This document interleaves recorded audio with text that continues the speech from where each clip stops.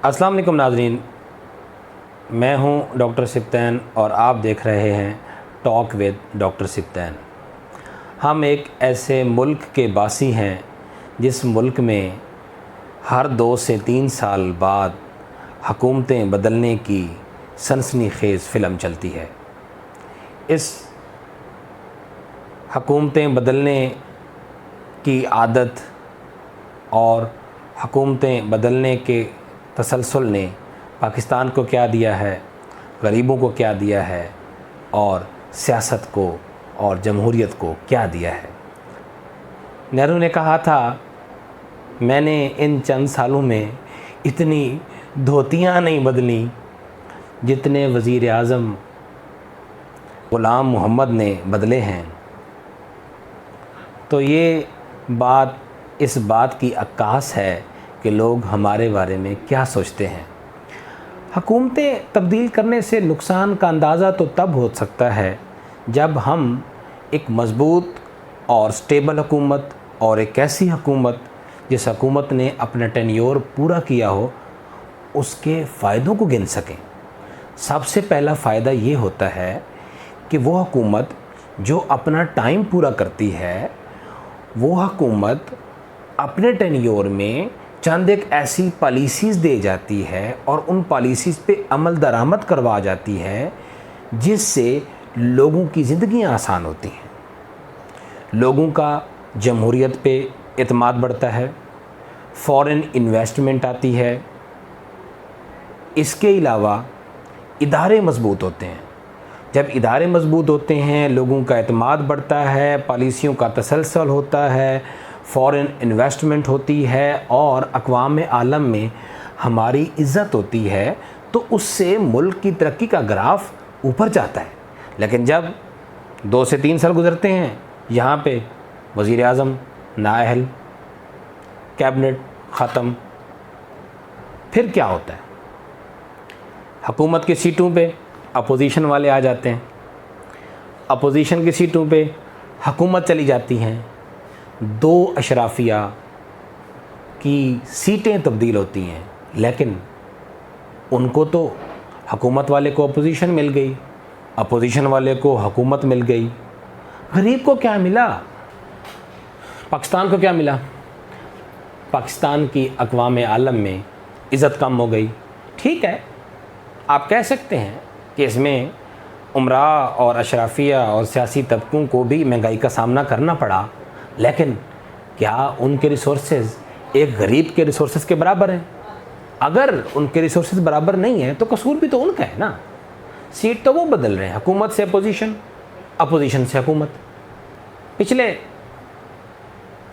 75 सालों से हम यही देखते आ रहे हैं। ये ट्रेंड अब बदलना होगा।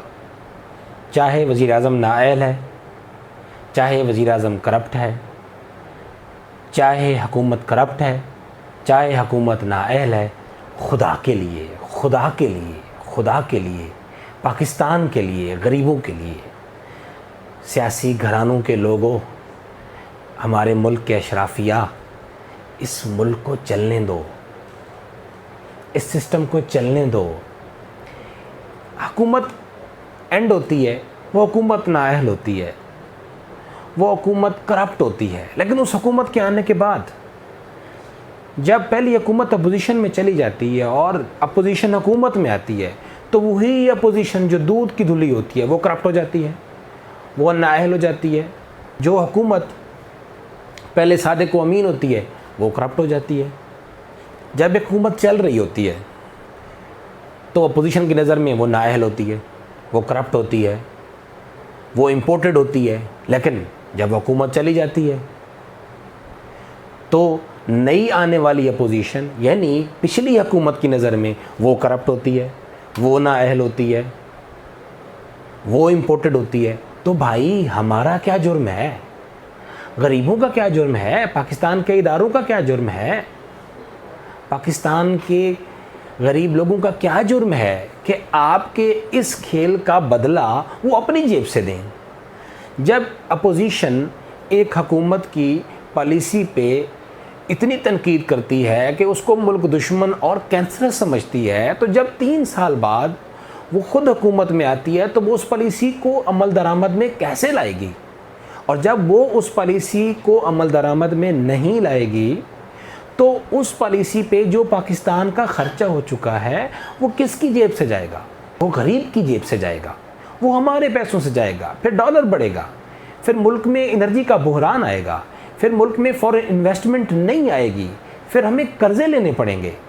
تو آپ کی یہ کرسیاں بدلنے کا جو ایک چکر چل پڑا ہے اور جو آپ نے سنسنی خیز فلم لگا رکھی ہے، پلیز اب اس تھیٹر کو بند کریں۔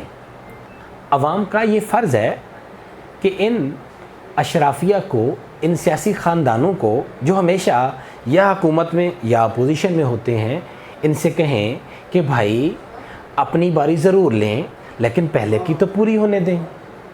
کم از کم آپ کی باریاں پوری ہونے سے ہمارا سسٹم چل پڑے گا، ہمارے ادارے مضبوط ہو جائیں گے، جمہوریت مضبوط ہو جائے گی، لوگ تھوڑی سی غربت سے نکل آئیں گے، ہم کچھ سوچ پائیں گے، کوئی پالیسیاں سٹیبل ہو جائیں گے۔ خدا کے لیے اپنی باری ضرور لیں لیکن پہلے دوسرے کی پوری ہونے دیں، اور اپوزیشن کا مقصد سمجھیں۔ اپوزیشن کا مقصد نہ فرینڈلی اپوزیشن ہوتی ہے اور نہ ایڑی چوٹی کا وہر ہوتا ہے۔ اپوزیشن وہ چیز ہوتی ہے کہ جو حکومت کو ریگولیٹ کرتی ہے، جو حکومت کو بتاتی ہے کہ آپ نے ود ان لیمٹس کام کرنا ہے، آپ نے ریسورسز کو بے جا استعمال نہیں کرنا ہے۔ اگر وہ ریسورسز کو بے جا استعمال کرتے ہیں تو اس کے بہت سارے طریقے ہیں، یہ نہیں ہے کہ لیگ پولنگ کر کے ان کو گرا دیں، حکومت کو ڈی سٹیبلائز کر دیں، ملک کو ڈی سٹیبلائز کر دیں، غریب کی روزی روٹی تباہ کر دیں، انفلیشن کو آپ 40% سے اوپر پہنچا دیں، پاکستان کو IMF کے پنجوں میں دے دیں، پاکستان میں تیل ڈیزل کی قیمتیں بڑھا دیں۔ یہ کون سا طریقہ ہے؟ یہ کہاں میں چلتا ہے؟ یہ کہاں کی دنیا ہے؟ اب وہ دور نہیں ہے کہ جس دور میں سیاسی اشرافیہ اپنے اس کھیل کو اندر کھاتے چلا سکے۔ اب لوگوں کو پتہ چل چکا ہے اور حکومتوں کا تسلسل، جمہوریت کی بقا اس ملک میں ضروری ہے تاکہ ہمارے ادارے مضبوط ہوں، ہماری پالیسیز سٹیبل ہوں، ہماری پالیسیز لانگ ٹرم ہوں، اور ہمارے لوگ اس سوچ کے ساتھ آگے بڑھ سکیں کہ کل آنے والا دن خوش آئند ہے، اور اقوام عالم بھی ہمارے بارے میں یہ سوچ سکیں کہ اس ملک میں انویسٹمنٹ ڈوبنے کا کوئی خطرہ نہیں ہے۔ میں دعا کرتا ہوں کہ اللہ تعالیٰ ہمارے ملک کو بری نظروں سے بچائے اور ہمارے ملک کے لوگوں کو اور اداروں کو دن دگنی رات چگنی ترقی عطا فرمائے۔ اپنا بہت خیال رکھیے گا۔ اللہ حافظ۔